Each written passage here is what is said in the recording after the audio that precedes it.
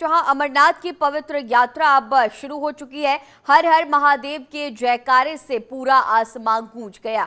जम्मू कश्मीर से अमरनाथ यात्रा की शुरुआत हो चुकी है। श्रद्धालुओं का एक और जत्था हर हर महादेव और बम बम भोले के जयकारों के साथ श्री अमरनाथ बाबा की पवित्र गुफा की यात्रा के लिए रवाना हुआ।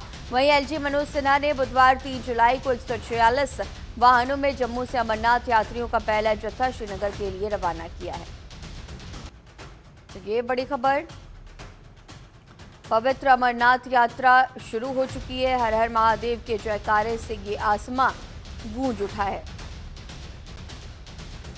हर हर महादेव के जयकारे से पूरा आसमां गूंज गया। पवित्र अमरनाथ यात्रा शुरू हो गई। 9 अगस्त तक कुल 38 दिन ये यात्रा चलेगी। तो लगातार आप तस्वीरों में भी देखिए कि लोगों के बीच किस तरह से जोश है, कितना उत्साह नजर आ रहा है इन लोगों के चेहरे पर।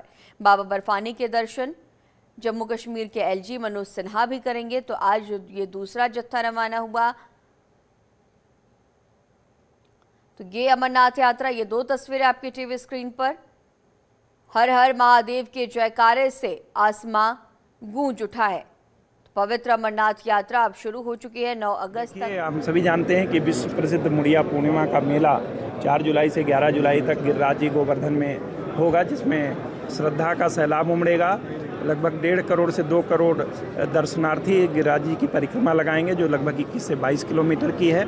पूरे मेले को 62 सेक्टर्स में बांटा गया है और 9 सुपर जोनल मजिस्ट्रेट लगाए गए हैं, 22 जोनल मजिस्ट्रेट लगाए गए हैं। इसके अलावा 1250 स्ट्रीट लाइट लगाई गई है, 450 से ज़्यादा आपका सोलर लाइट लगाई गई है। सब जगह सीसीटीवी कैमरे लगाए गए हैं, लगभग 350 से अधिक। और इसी खबर पर और भी ज्यादा जानकारी के साथ जम्मू से हमारे सहयोगी निसार हमारे साथ लाइव मौजूद हैं। निसार, अब आसमां में चारों तरफ हर हर महादेव की ये जयकारे गूंज रही हैं। अमरनाथ यात्रा के लिए दूसरा जत्था भी रवाना हो चुका है। कितना उत्साह इस दौरान लोगों में देखने को मिला और इसके साथ ही प्रशासनिक अमले ने क्या कुछ इंतजाम किए हैं, इससे लेकर के भी जानकारी साझा करें। जी बिल्कुल गरिमा, अगर देखा जाए तो जिस तरह से कल यहाँ पे 38 दिनों का जो ये अमरनाथ यात्रा का सिलसिला बाज़ाब्ता तौर पर शुरू हो गया है, सरकारी एजाज के साथ भी इसे और कश्मीर में रिवायती तौर पर रिवायती तर्ज पर इनका इस्तकबाल किया है। आज दूसरा काफिला जम्मू से पवित्र गुफा की तरफ रवाना हुआ है, जिसे सरकारी एजाज और पूरे जोश व जज्बे के साथ उन्हें सियाफ किया गया है, उन्हें वहाँ पे फ्लैग ऑफ किया गया है। कल अगरचे लेफ्टिनेंट गवर्नर ने वहाँ पे पूरी तरह से यात्रा को वहाँ पे जम्मू के बेस कैंप से वहाँ पे उनको श्रीनगर पहलगाम के रास्ते से और बालतल के रास्ते से जाने के लिए वहां पे उनको सियाफ किया गया है। लेकिन आज जिस तरह से आज दूसरा काफिला जिनकी तादाद 4000 के करीब श्रद्धालु आज पवित्र गुफा की तरफ रवाना हो गए हैं।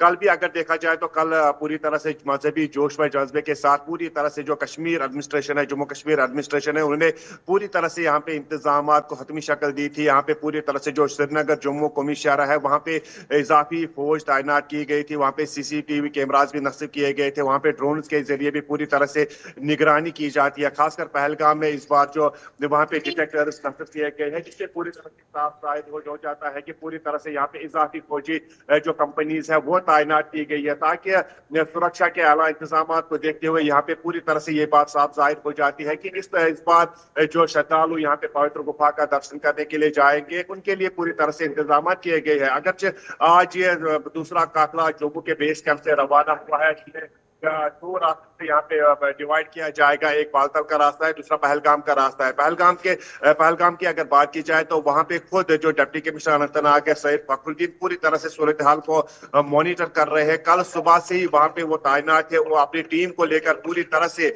तमाम महकमों को हिदायत दे रहे हैं कि पूरी तरह से वहाँ पे जो निगरानी करें। हालांकि जिस तरह से 22 तारीख के बाद, 22 अप्रैल के बाद जिस तरह से अगरचे कई सवालात में खड़े हो गए थे, लेकिन उसके बावजूद भी जिस तरह से जो सिक्योरिटी इंतजाम किए गए हैं, सिक्योरिटी के आला इंतजाम की वजह से जिस तरह से इस वक्त जो अमरनाथ यात्रा चल रही है 2 दिनों से लगातार शुरू हो चुकी है, आज दूसरा दिन है। आज एक और जत्था पवित्र गुफा की तरफ रवाना हुआ है।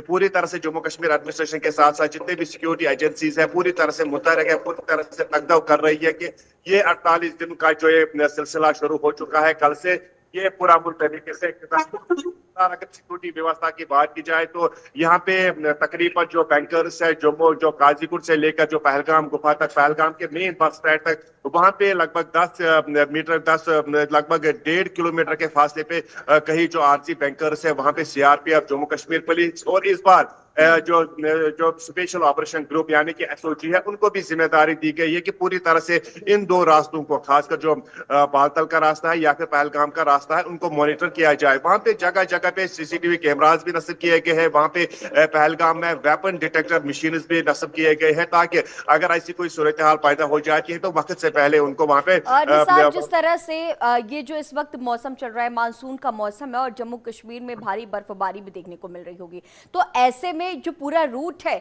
उसे किस तरह से तैयार किया जा रहा है, उसके लिए क्या कुछ मैनेजमेंट किया जा रहा है ताकि जो ये जो जत्था है, जो तमाम जो श्रद्धालु है, उन्हें किसी तरह की परेशानियों का सामना न करना पड़े, इसे लेकर के क्या कुछ इंतजाम है?